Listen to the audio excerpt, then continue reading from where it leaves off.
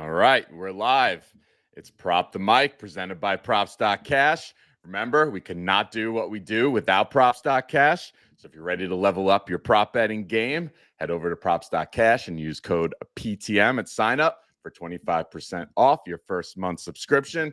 How you feeling, Dave? You ready for this two-game in-season tournament quarterfinals? Yeah. Yeah. I think we've been talking about this the whole season. When it gets to this knockout phase, as they call it, Mm-hmm. these games are all going to be like game seven. So it's going to be fun. I'm excited. Yeah, and it's really nice to just have two games. I really feel like you can really deep dive and just get your head around all the matchups. Instead, we've had a lot of big, 10 game, 12 game slates that are just a beast to get your head around. So that this was nice. I enjoyed doing the handicapping for this one. So I'm excited to give out some good picks here. Nice. Yeah. And I also noticed the lines for these games came out earlier. Like the lines for the Tuesday games are already out. So, Mm-hmm.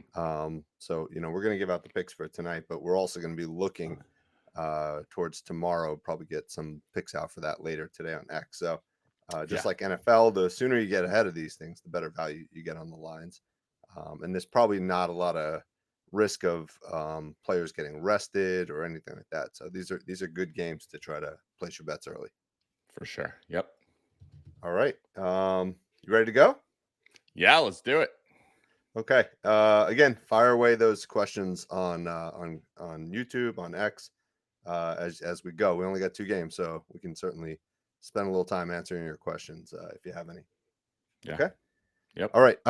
First game, we got the Celtics, 15-4, going up against the Pacers, 10-8. Pacers are getting 5.5 at home. Total is 242.5. So, first surprising thing, which is kind of nice about this in-season format, is not necessarily the better team gets the home Yeah. advantage, right? Right. So the Pacers are actually at home, even though they're only two games above 500. Celtics are dominating 15-4, but they're the road team. But lots of scoring in this game. These two teams did play earlier this season. The Celtics crushed in that game, 155-104. Halliburton did not play in that game. Tatum had the big game on the Celtics side, 30 points, 12 rebounds, 4 assists. So let's go to the matchups. What do you like here? All right, scoring wise, we can look to Tatum here, Derek White, Sam Hauser, and Al Horford are the good spots for the Celtics. And for the Pacers, we can look to Halliburton and Turner. Seem to have the two best scoring matchups in this game. Rebounds, we could go to Drew Holiday, TJ McConnell, nice spot, Ben Mathurin, Miles Turner, Jason Tatum, Bruce, all in good rebounding spots and assists.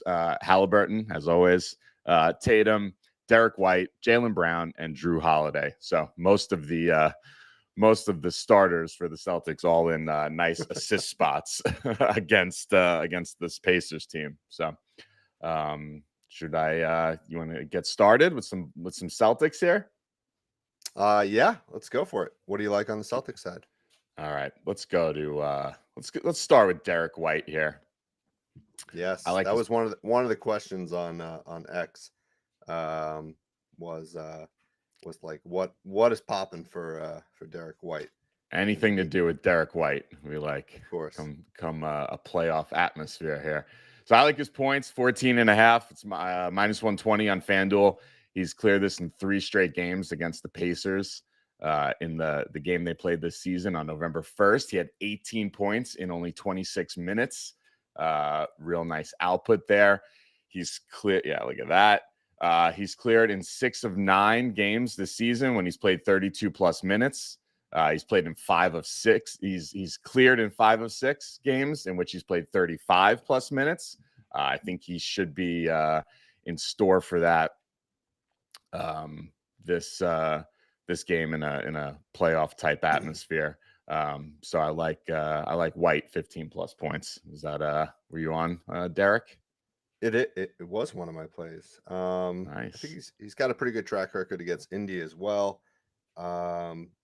I also think if you're worried about him getting to 15 points, which I don't think you should be, because I think he's going to get some big minutes in this game. Another angle you could take would really be attacking this 13-point line here that he seems to get to often. So he's gotten to 13 points in 7 of his last 8 games, and he's also gotten 4 assists in 7 of his, in 8 of his last 8 games. So you can put those two together for like -110, -115 on FanDuel as well if you want to alt down the points line a little bit. That's another way. I would also, if you wanted to alt it down, I think you could put it with a block. He is one of the best guards at getting blocks in the entire league. Indy allows the second most blocks per minute of any team this season. If you look at playoff games, White had a block in his last 5 road playoff games to finish the playoffs last season with 3, 2, 2, 1, and 1. So when the pressure's on, he brings it. He's cleared in 11 of 16 this season, 5 of 7 on the road this season. The guy's just this is one of the spots where he shines. It's -160, so obviously probably not something you want to play on its own, but a nice piece to leg if you felt like you were a little worried about the 15. Bring it down to 13, tack that on. You're golden. All right. That's good. I'm not a huge fan of blocks just because I know they're so random. But Derek White is definitely a bit of a unicorn in that sense, right? He's like he's a guard who just gets a tremendous number of blocks. So he might be the guy to try it out for. All right. Who else do you like on the Celtics side? All right, let's go to we put Tatum up just real quick.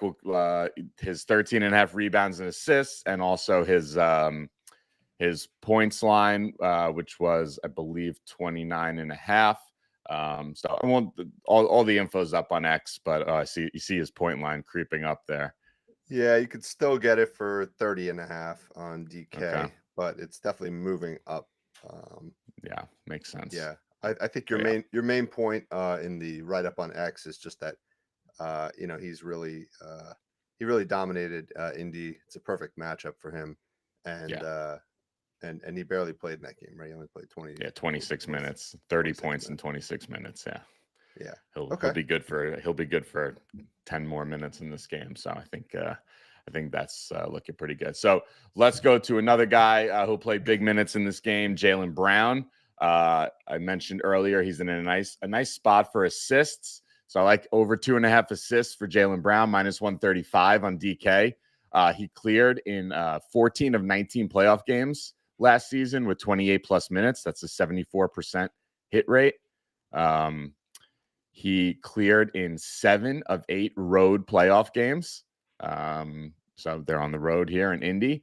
And then just overall this season, he's cleared in 7 of his last 9 games, averaging 3.9, just under 4 assists per game over his last 9 games. So I think this is a nice spot for Jaylen Brown, who will play big minutes in this game. Yeah. I think you might as well play that with Tatum's points because I think there's probably I didn't look at that, but there's probably a pretty good correlation between those two, right? I'd imagine so. Yeah. Okay. Who else do we got? I got one more in this game on the Celtics side. Al Horford over 1.5 made threes. Also, at -175 on DK, it's more of like a leg to, if you want to put a parlay together, but he cleared in 6 of 9 road playoff games last season. He's cleared in 3 of his last 4 games without Porzingis. If you want to look without KP, 2, 4, 0, and 4. Twice getting to 4 made threes in games without KP. In a nice matchup here against Indy. He's cleared in 2 of his last 3 against Indy in games without Kristaps Porzingis. So I think this is a nice spot. This seems like a game where Horford will shine. Yeah. His minutes are up big time. He's back into the starting lineup. I think they'll push him a little bit in this game. There is a chance this game becomes a blowout, honestly. And I think that would be probably the biggest risk to some of these Celtics props. But the spread is 5.5 points, so there's an expectation that the Pacers will hang in there. But Yeah. I'm just kind of wondering, are the Celtics, have they just been like saving up a little bit for Mm, for a game like this? You saw the other night when they needed to win against the Bulls, who were nowhere near what the Pacers are, but they just came yeah. out and they dominated. So that could happen tonight, but if it does, it's going to happen through all these guys scoring, right? So I think there's still safe plays. You can take note that I have no plays on the on the Pacers side, and I think that's part of the reason why I think Boston can really just shut them down. So I'm hesitant to play much on the Pacers side. How about you? Yeah. Um, I have one play on the Pacers side. I'll more of a lean than a play, but Okay. I'll give out, actually, while we're still on Al Horford, we did put another pickup on X earlier today. I'm not going to go through it in depth. Just make sure you read up there because I think it's really good value. But we had Al Horford at 3 assists and Drew Holiday at 5 rebounds. Both have incredibly high hit rates when they play decent minutes. I think it was 26 minutes for Horford, 30 minutes for Holiday, which I think they both get today, given that they're both in the starting lineup. So take a look at that one. I think that's also a nice way to hedge, bring some alted lines down and get some good value. Yep. All right, so let's just talk about maybe a blowout potential play here. I do like Sam Hauser in this game. Not necessarily the best matchup, but I think his line is just too low. I think they're not giving this guy enough credit. I mean, if you look over the last, what is that, 15 games or something like that, he's cleared in almost Hmm. every game. Yeah. And he's getting pretty good run. The one thing I did look at is also the impact of Porzingis, being out. When Porzingis is in, he plays about 22 minutes, I think. And when Porzingis is out, which has been 4 games this season, his minutes go up closer to like 28 minutes. So um, his scoring doesn't necessarily go up tremendously, but I think you'll see Hauser out there for 25 plus minutes tonight. Um, the one thing that really stood out to me is he was bombing away against Indy last time they played. If you look earlier this season, he had 17 points, and that came through a barrage of threes. He had 5 threes in that game. So I think Indy is going to give up a lot of threes in this game, and I think Hauser, if he gets 25 plus minutes, I think he's going to get the points. So Sam Hauser, 8.5 points, minus 136 on FanDuel. Yeah, Good. he was one of the guys I mentioned in the matchups is one of the better scoring matchups in this game. So yeah, I think that's a good spot. I'm happy you found something on him because I was interested in him in this game. Yeah. All right. Super light lean, just so we can get a play on the Pacers side, but I think it's worth just looking at Obi for Hmm. this game. Obviously this is all about minutes, but I just found this interesting. He's coming off of 2 back-to-back 22 plus point games against Miami. Yeah. And his minutes seem to really be on the rise of late. If you limit Obi Toppin, yeah, over the last couple games, his minutes are like closer to like 30 something minutes. But he did in the middle have 2 games where he was like 24 minutes, 19 minutes. I think that's the risk. But if we just move his minutes threshold up to 27 plus minutes, um, he's actually 6 for 6 this year. And he's averaging 21.7 points when he plays 27 Mm. minutes. So pretty good there. If you even go back to last year, he's actually perfect. He's 10 for 10, even when he was on the Knicks when he plays that kind of minute. So if you have any sort of inside info on the kind of minutes that Obi's getting, does look like he's back in the starting lineup. So I think that's part of it. I think he did come out of the starting lineup for a couple games. Hmm. Um, and if he's starting tonight, I think he's worth a flyer. But I think it's a tough matchup for him. Yeah, I think so. He can get that Tatum defense on him. So yeah, little hesitant, but the numbers don't lie there when you tweak those filters the right way. Yeah, I mean, 242 points are being scored in this game, and the Celtics, despite having the capability of playing great defense, they definitely do have defensive lapses as well, and they give up major points in certain games too. So if this one does end up going 242 and it's a 5.5 point game, you're talking about 115 plus points for 118 Hmm. points, something like that for the Pacers. I think that's I think he still gets there. So we'll try Obi tonight. Half a unit on Obi. Okay. All right. So the total is actually up to 243 and a half. And we Okay. have a question from Black Bleach on X asking if we like the over in this game as the Pacers can run it up. What do you say, Dave? I think so. Well, you know what? The short answer is I don't know because I didn't look at that and I'd be kind of guessing. So don't I wouldn't play this based on any information we give you unless Tom has more insight. I But bet. but I look at it both ways. I think both these teams can score, so I think 242 is very feasible. As I said earlier, when they did play last time, the total was 259. So I think they crushed this. But again, Halliburton wasn't in that game. 249. Uh, no, 259. It was Oh, the total. 150. Oh, you're saying the actual The total. actual was it was Yeah. 259, 155 Yeah. to 104. So Yeah. if I don't think Halliburton being in the game actually adds much defensively for this for the No. Pacers. So, if the Celtics can put up 155, Indy's definitely going to score over 104. I think they could sail above this. So I think my lean is over, but my only hesitations, we know game 7 environment tends to be tight and players Yes. come out tight. So if it does mimic a playoff game 7 type environment, I could see low scoring in the first quarter. But again, this is the first in season tournament. We don't know what what it's going to be like. What do you think? Yeah. I'm just worried about I really think Boston can do like they could turn it on and just really lock down the Pacers in this game as much as they want to get out and run and up and down the court. Um, they have some pretty serious guards in White and Holiday who can really do a number in stopping that. So I'm a little hesitant sticking to the props here. I'm a little hesitant on that total in this game. Yeah.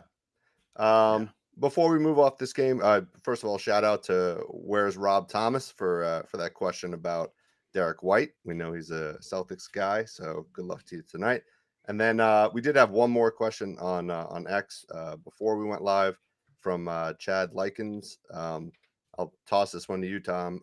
Buddy, under Uh, rebounds and under rebounds and assists. So you like Buddy under? Buddy under. I mean, based on the way Buddy's played for us this season, he's close to being on the banned list. So if anything, he's getting unders, not overs. Um, he was not popping out in any. I didn't mention his name once in any of the strong matchups in this game. I see him towards the bottom of most. I see a lot of red when I sort Yeah. these matchups. So seems like it's not the spot for him. What was he asking? Rebounds and assists? Rebounds and assists. So I I got think RA. both. Yeah, look Yeah, at that. RA is up on the screen there. I he also plays very inconsistent minutes. He Yeah, has some games with 30 minutes, some games with 24. He comes off the bench, right? Am I correct about that? yeah, Right. So yes. I think it's a good play. I think I don't know. I mean, look what they've really shut him down. I mean, he had 18 against Boston, just points wise, in Yeah, February points last too. year. But I mean, just that last game, he played. What do you have? Played 24 minutes, only had seven. Was held to 7 points. Yeah, I think they could do a good job at shutting him down. Yeah, so rebounds, he only put up 4 rebounds against the Celtics earlier this season, and then RA. He did clear the RA, so that's probably why the line is propped up a bit. Hmm. But again, I look at that. I mean, if you just go purely on hit rates, he's hitting 22% of games this season. So, Yeah, seems pretty good. what I will say is that he'll probably get more run if they do fall behind because they kind of throw him in there when they're if they have like a 20-point deficit and they need to try to Yeah, catch up. But and sometimes he gets into a hot streak, but in that environment, he's not passing the ball. He's going to be shooting, so probably not a lot of yeah, assists there. So yep, yeah. let's go under for Buddy on rebounds and assists. Good. All right. All right, let's move on to the night game. We got the Pelicans at the Kings. Pelicans are 11-10 on the season. 3-6 on the road, so keep that in mind. Kings are 11-7 on the season, 6-2 at home. So got a bad road team going up against a good home team.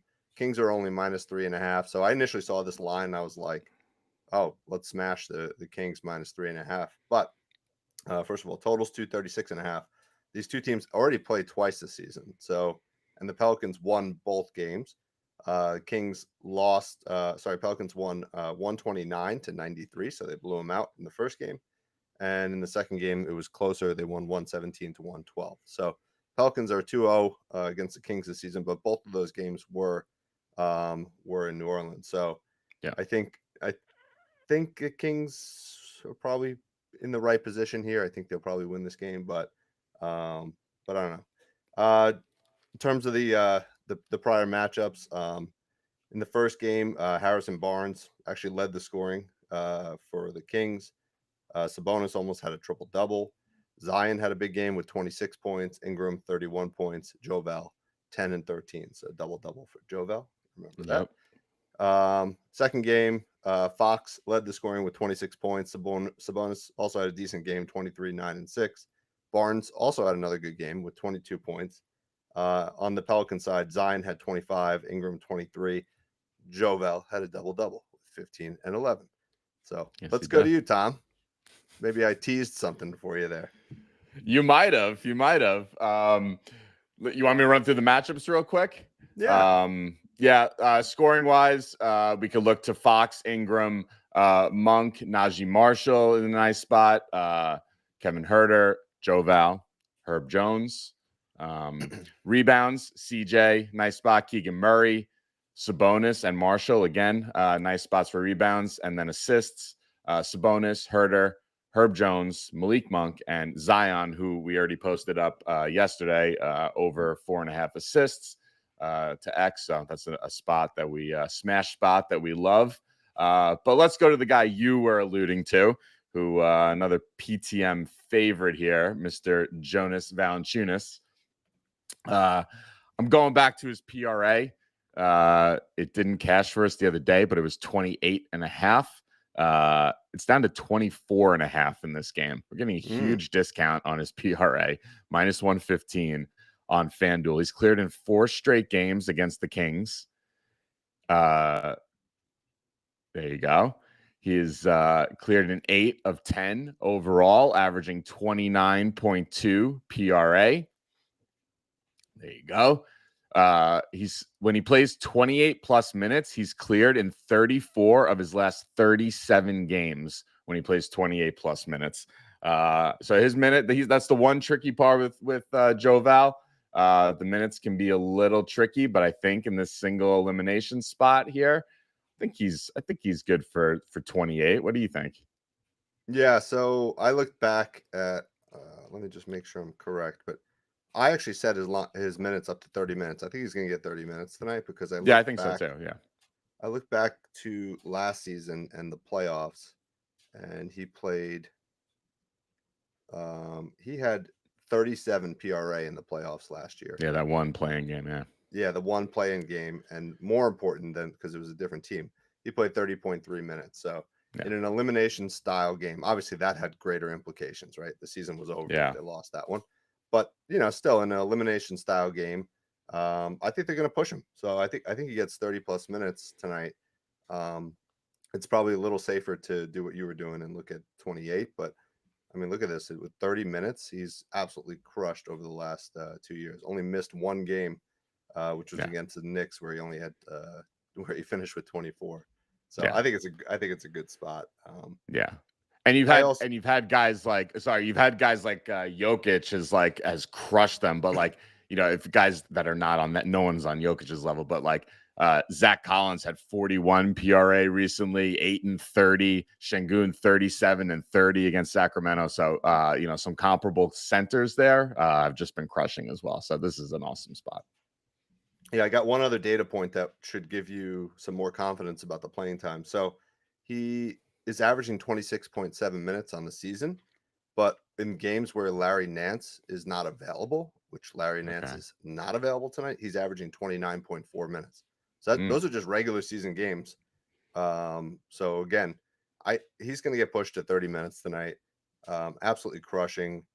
I also like his double at plus 130. Yeah. He has cleared that in 17 of 19 games over the last season and a half when he plays 30 plus minutes. So, and like I said before, he had 10 and 13 against the Kings earlier this season, and 15 and 11 in the second game. So 2 for 2 already, and really good track record with the minutes. So I think those are both good plays. Very nice. Very nice. All right. What are we on to next? I see a comment here on X about De'Aaron Fox putting up MVP numbers. I agree. He was my next play, over 27.5 points, minus 110 on DK. He's cleared this in 9 of 13 games overall this season. He's cleared an 8 of 10 when he plays 34 plus minutes, which he will for sure play in this game unless there's some sort of crazy unexpected blowout. He's cleared in 5 of 6 home games this season. Now, if you look what he's done against New Orleans, not as great. He's 0 for his last 3 against New Orleans, but he played under 30 minutes in 2 of those games. So you can kind of, throw those out. And the game this season where he had 26 points, I think he played like 37 minutes, 26 points. So he was 2 points shy of clearing this 38 minutes, 2 points shy of clearing this line. And you got some nice, Maxey, who's a nice comp for him, just had 33 points against them. Kyrie had a 35-point game against New Orleans. So I think this is a nice spot for Fox here. Yeah, I remember both of those games were on the road as well. Yeah, right? So, they're much better at home. Yeah. So I'm declaring De'Aaron Fox the Jordan Love of the NBA. You know what that means? He's a second half guy. He's a second half guy. Okay. It's a little painful. I smell a live play coming. It's a little painful to talk about Jordan Love right now, but yeah, if you look at Jordan Love, if you look at De'Aaron Fox, I'll just read out the numbers.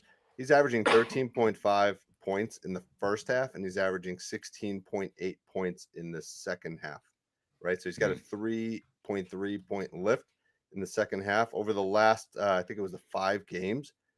He's also averaging 16.8 points in the second half, of which 9.1 points are coming in the fourth quarter. Yeah. So pretty cool. If this is a tight game, right, and you still haven't gotten in on the De'Aaron Fox play at the end of the third quarter, that would be my advice, right? If he's like projected for 25 points, 26 points, or even the straight line 27 points, just assume he's going to score about 9 points in the fourth quarter. So I think you could easily go off tonight, and if they're behind, if they're ahead, it'll be a different story. Yeah, Black Bleach says fourth quarter Fox, and I agree. He was like, he had all those crazy crunch time stats last season. Like that's just where he shines. So that's a nice call out there, Dave. Yeah. All right. Anybody else on the King side? On the King side, yeah, I like Sabonis assists over 6.5 assists, minus 130 on DK. He's cleared this in 8 of his last 12 games overall, 6 of 8 at home. Those are 75% hit rates on both of those, averaging 8 assists per game in those 8 home games. This season, when he plays 35 plus minutes, he's cleared in 9 of 11 games. If you look at what he's done against New Orleans, he's cleared in 3 of his last 4, twice with 11 assists against New Orleans. So yeah, I think this is a nice spot. I don't mind it. It's, if you wanted to alt it down to 6 and use it as a leg for something, I think that's also a nice part there. But if you want to play it straight, I'm pretty confident here with the 6.5. Yeah, it seems like a good play. Yeah. As long as he stays out of foul trouble, that's always that's the tricky part with him. Yeah. Weakness, right? He tends to get in foul trouble. So, all right. And I think I'll just throw out one more parlay that kind of combines some of the players we talked about. I know you have another play, I think probably on the New Orleans side, but Yeah. so let's go with Joe Val with 10 points. We already talked about all the numbers around Joe Val, but he's, just to summarize it, if he does play only 25 minutes, even he's Yeah. got a 95% hit rate of getting 10 points in the last season and a half. And the other guy that I think would be nice to partner him with would actually be Harrison Barnes for 10 points. Okay. So I know you're not the biggest Harrison Barnes fan, but when he gets the minutes, I think 30 plus minutes, he also has a 87% hit rate. So let me see if I can bring that minutes down. So and like I said, the reason why I started just looking at Harrison Barnes, because he was the kind of the one player on the King side in the past 2 games that actually Yeah. stood out as a consistent performer. He had 22 points in one of the games and 16 points in the other game. So I think asking for 10 points in a playoff like environment, this is actually just this year. Yeah, he's gotten to 10 points in every game but 2. So I think it's a Yeah. good spot for 10 points. I wouldn't play a straight line at 11.5, but I think 10 is nice as a parlay. Yeah, 10 seems good. He always plays pretty decent minutes, right? He's just the problem. He's he's a pretty low usage guy, so it's you don't have the upside there. And But he's one of 10, those guys who like disappears on the floor for yeah, like 10 minutes you at a forget time. he's out there. Yeah, yeah, All right, cool. What about anything else on the King side? yeah. We got a question here before I get into that. Black Bleach is asking, do you guys treat these in tournament games like regular season games or playoff games, research wise? The short answer is I don't know, because we've never Exactly. experienced before. But in researching this, I was kind of treating it more as a playoff game than a regular season game. I think Agreed. so what do we look at for regular season? You try to avoid games with big spreads potentially, because that leads to potential blowout scenarios, especially when you're focusing on the stars. I don't think that's as big of an issue here. Just say the Celtics do win big tonight, or just say the Kings do win big tonight. They may look to rest a little bit, but they, because they do have another game on Thursday at that point. But that's already a couple days of rest. So I think the Stars are going to play 35 minutes tonight, which is more like a playoff scenario. So, but we'll find out. It's the first time we've lived this. So. Yeah, I'll tell you, I was wearing out the playoff filter button on Props.cash when I was doing my research. Especially a team like Boston, who had a deep playoff run last year. So then you could really look to them. Obviously, not so much with the Pacers and the Pelicans and the Kings as well. And especially I like the Pelicans and the Kings. They're two teams that have a lot of hopes, but have not accomplished much. So I feel like both these teams, this would be a nice feather in their cap to do some damage in this in-season tournament. So I think they're both going to be playing hard. It's something for these guys to win. Boston's been there. Pacers are up and coming, but I feel like, especially this Pelicans Kings game, I'm very interested in this game tonight. Yeah, definitely. And I think the Kings, if you're using that playoff filter last year, I mean, they basically have the same team, right? So. Whereas the Celtics, it is a significantly different team. So I think. But with KP out, it's and you're really just replacing Marcus and Drew like that. So it's I didn't mind looking at those filters. No, that's a good point. With KP out, it is pretty comparable. Yeah. All right. What else you got in this game? I got 2 more, both on the New Orleans side. Let's go with somebody on the chat here called him the Secretary of Defense, Mr. Herb Jones. Not playing a defensive stat on him, but I actually like his assists. I know this always scares you when you get it's a low line with plus money, 2.5 assists, plus 106 on FanDuel, but he's cleared in 4 straight games against the Kings, 3, 4, 3, and 8. And he's cleared in 7 of his last 11 overall. Now, some of that does coincide with CJ being out, right? So that's a filter you gotta look at here. It's not with CJ in the lineup, those hit rates aren't as great. Right. But there you go. Yeah, not quite as good this year. Not quite as good, yeah. Yeah. So but he will play big minutes in this game. He will be out there for his defense.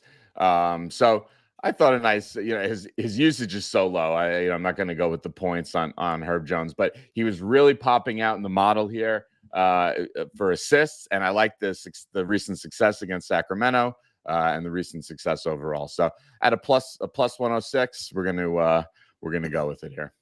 With the Secretary of Defense. The Secretary of Defense. Is that really his nickname, or was that invented on this podcast? I don't know. That was Cam Oz from X here. All right. Well, we're giving you the credit, Cam. All right. Who else do you like? All right. Last one. Scoring wise, somebody's got to do some of the scoring for the Pels here. So I'm going with Ingram. He looked to have the best scoring matchup for the Pelicans in this game. Over 21.5 points, minus 140 on DK. So is it creeping up? Can you still get it at 21.5? Yep, minus 140. Yeah. Okay. Yeah. So he's cleared this in 4 straight games against the Kings, averaging 25 points per game in his last 4 games against Sacramento. There you go. If you look at, we have that one data point from the playing game against OKC last year. He had 30 points in that game, that playing game against OKC. Yeah. And if you look at this season, you bringing up that playoff game? There you go. Yeah. Very nice. And then overall this season, 12 of 18 games, nice hit rate, 7 of 10 when he plays 34 plus minutes, which I think he's good for in this game. So I think this seemed a little low for me. I think he's good for like 24, 25 in this game. What do you think? Yeah, I think so. I think he was. The funny part is, like, both he and Zion were really consistent in the 2 games against the Kings, right? First game, he had 31, and Zion had 26. Second game, 23 and 25. So they both scored a ton. You could also probably just put them both at 20 points or something like that for a nice plus money parlay. Yeah. So, but yeah, no, I think Ingram's the guy. I think he'll either dominate tonight or do nothing. Right? Like he's that kind of guy. But his scoring is like super consistent this year, right? So other than these 2 down games here, 15 and 14, I think he's been really good. So I like 21.5 points. It's a good play. Nice. That's it for you. You also had a play for Zion, right? Up on X. Yeah. I mentioned that at the when I was going through the matchups. Yeah, 4.5 assists. Another leg that's getting very pricey there. I'm seeing minus 139. So yeah, if you want to play it straight, I obviously love it straight. He's also been good without CJ, so it's not totally just because CJ's been out. And I like that as a, I was really looking. I thought a Sabonis 6 assist, Zion 4 assist parlay would be nice, but it was a little too. It was still like minus 130 or something like that. Because didn't love that, but yeah, love this play. You could use that as a leg for something too if you don't want to, just play it straight at minus 140. Very nice. All right. Well, that's all I got. That's all you got? All right. Bunch of plays. A lot of plays for two games. So hopefully we get 2 high-scoring games because we got all these overs here other than the fade on who's that fade on? Buddy. Buddy. And Buddy. Yeah, he's the guy who deserves the fade. Anyway, so nice work. Super excited for these games. We'll see. Maybe we'll get 1 or 2 other ones up on X. We'll do a little dig into Monday Night Football, see if maybe we can find something for that too to get up on X later. But nice work. Everyone enjoy the games, and I think we're all due to make some money tonight. What do you say? Let's do it.